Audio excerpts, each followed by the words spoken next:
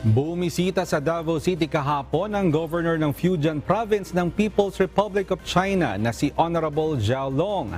Mainit siya tinanggap ng Davao City official sa pangunguna ni Mayor Sebastian Duterte. Kasama rin sa mga nag-welcome sa Chinese official si Vice President at Education Secretary Sara Duterte.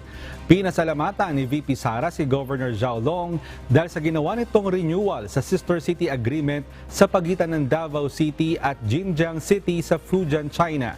Dagdag pa dito ang matagumpay na pag-export ng Davao City ng first batch ng durian sa China. Ayon sa Vice Presidente, nagsimulaan niya ang negosasyon ng durian export sa China noong siya pa ang mayor ng Davao City sa pakikipagtulungan ng Consulate General ng People's Republic of China sa Davao. Bukod kina Mayor Baste at VP Sara, nakipagkita rin si Governor Zhao Long kay dating Pangulong Rodrigo Duterte.